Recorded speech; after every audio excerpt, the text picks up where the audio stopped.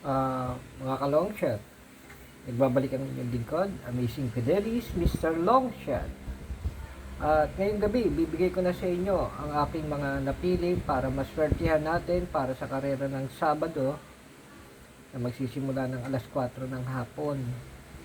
So bago po ako magsimula, nais ko pong batiin ang lahat ng bagong members na sumali sa aming Legit Winner Take All Bakasan group chat, because sa unang pagsali po nila ay napatama ko po sila ng last forecast, pre-forecast na binigay ko sa kanila, upang sa ganun ay matunghayan nila na talagang pagka ganitong ako'y nagbibigay ng aking hidden long shot na pwedeng ipanood sa patok, eh talagang tumatama yon.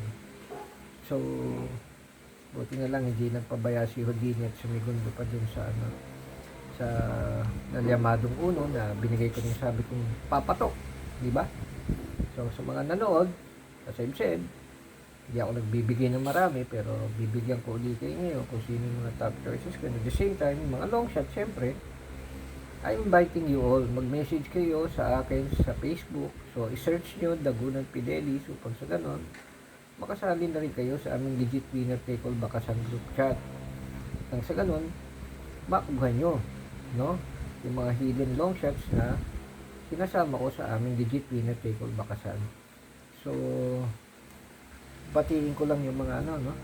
Yung mga bagong nag-member sa akin, like sila Elmer de la Cruz, Romel Soriano, and very ano sila, kumbaga naging maganda yung yung panimula, no? Yan. So far, ayan, so said, no? Nagpapasalamat din sila sa akin, and shout out sa inyo, and more winnings to come.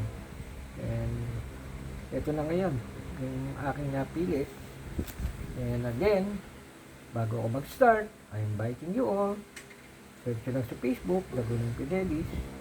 Nang sa ganun, ma-add nyo ako sa Facebook, at then i-add nyo ako, kasi nakalock yung profile ko. Iningatan ko kasi huwag magamit sa kalokohan yan. So yan nyo lang, i-add nyo ako, and then I will confirm, then mag-message tayo para malaman nyo how to join.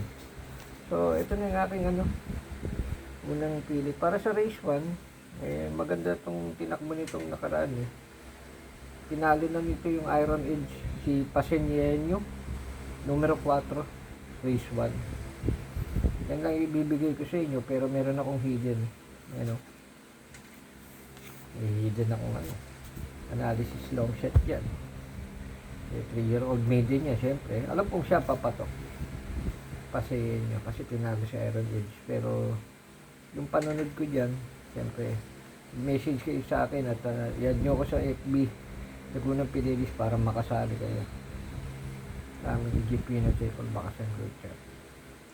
Race 2, dito bigyan ko kayo dalawa.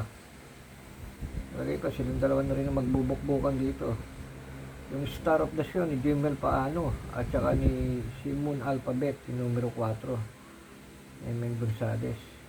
3-year-old and above maiden race din yan, no? Yun nga pala, 1,300 meters tong takbuhan bukas, Saturday race. And expect na kailangan ang bandera dito matibay at pwede rin bumulaga ang mga remate. Okay, race 3, The Trophy, numero 2. Yun na lang muna ibibigay ko sa inyo. John Alvin Goose Ride, El Supremo. So yung aking long shot, nakaabang lang yan dyan para sa aming bakasan. Race 4. Okay, so sa race 4 naman, actually dito tatlo yung kursunada ko. Magsisimula ako sa Diado, yung 6 keynote speaker, numero 3 si Niebra, at numero 1 Magnifico.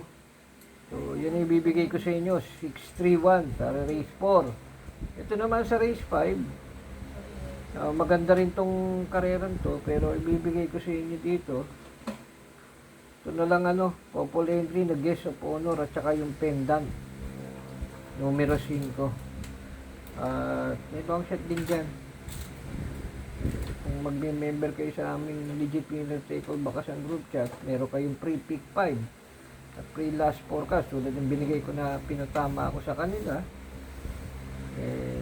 makasakaling kayo rin, pag na-member na kayo, makuha nyo rin. So, dito sa race 6, actually, palagay ko easy race para sa kanya to kay Gintong Hari, sasakyan ni RCC Masyo. Dami palang kabitan ng mga agila bukas, no, sa mga kwadrahan. Pero tingin ko kasi binibigay ko sa inyo yung best of the best para sa ganun alam niyo na kagad na hindi tayo nanguhula. Ha? So race 6 7, Gintong Hari, RCC Masyo. May long shot din pang nakaabang dyan. At race 7, natin race 7. Last race kung saan yun. May forecast nga. Sabi ko sa inyo, yung pre-forecast na lagi pinagtama sa kanila. Ito, ang ganda nito. Alam natin, bibigay ko ulit yung papatok sa inyo, yung numero 6, sigurado. Dahil galing sa panalo yan, yung Ligeron. No? Pag-aari nila Javier. So, yung panunod dyan, yan. Iiwanan ko naman uli sa inyo. So, I'm inviting you all. Search nyo lang sa Facebook, Dagunan Fidelis, at i-add nyo ako sa Facebook. I-confirm ko kayo din. I'll tell you how to join our Legit Winner Take-All Bakasan Group Chat. Kung mapapansin nyo, itong kareran to, halos pantay-pantay lang halos ang tempo nito.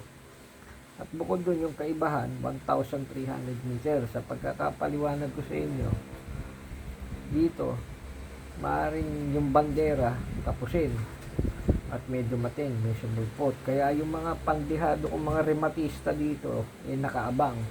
Kaya kung ako sa inyo, total, nanonood na kayo ngayon, i-search nyo na yung pangalan ko sa Facebook, Dagunan Fidelis, at i-message nyo ako at hindi ako katulad ng iba dyan na naggagamit ng mga alias tapos kiyayabang magbigay ng tip na kesyo langit at lupa pa, naririnig ng iba, tapos sasabihin pa sa iba na kapag binigay mo, tulad si Marvin's Pride, tinira niya.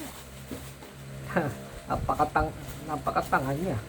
Siyang tanga dahil di niya alam kung gaano kagaling si Marvin's Pride sa linya, baka hindi siya lumagpas ng 1, 2, 3, 4. So, kilala niyo yan. Mayabang yun. Walang kwenta. Mukhang show pa ang mukha. No? Kung tinitira niya ako, kaming mga, kung ako yung sinabihan niya na bakit ko daw binigay si Marvin's Pride, o ano ka ngayon? Sino nanalo? Si Marvin's Pride.